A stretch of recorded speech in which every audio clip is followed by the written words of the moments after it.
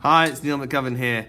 Today I want to do a baritone multiphonic, and the fingering is actually just a normal fingering.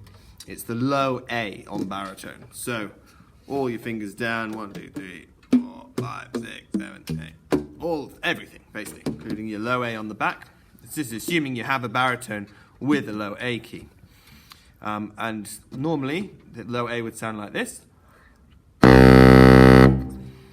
But if you just loosen the lip pressure a bit and regulate the air, you can find this multiphonic.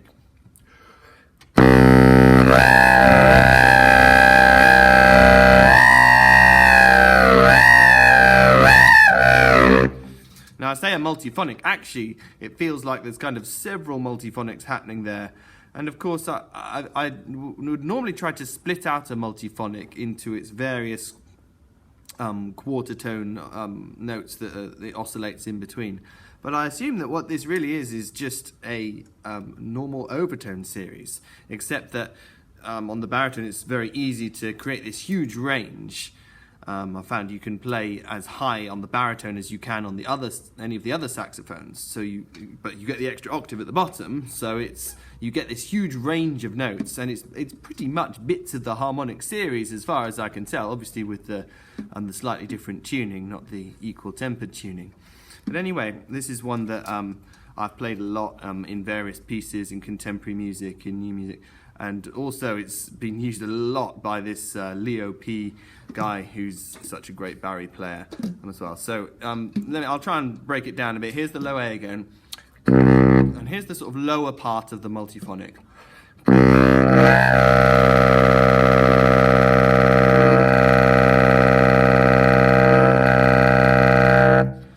Kind of wobbles a little bit, and then you can sort of move it up into a sort of slightly higher range. It's almost like a kind of double multiphonic type sound. So here's the high bit.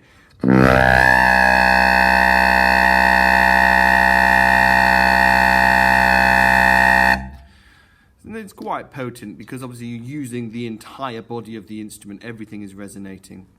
This is something which is also common to the bass clarinet. If you play the lowest notes on the bass clarinet, you can split them all into these nice multiphonics as well. There's a fantastic piece by Ed Bennett called Monster, which everyone should listen to, which is for bass clarinet electronics, which sounds absolutely brilliant. You can do the multiphonics on baritone saxophone on the lowest few notes, like the B flat B as well, but it's not as good. So here's the B flat, if I can get it to work. It's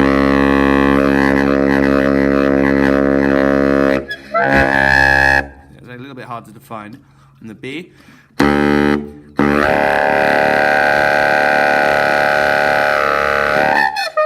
can get them, and they start splitting into sort of more definite high harmonics. And the C maybe.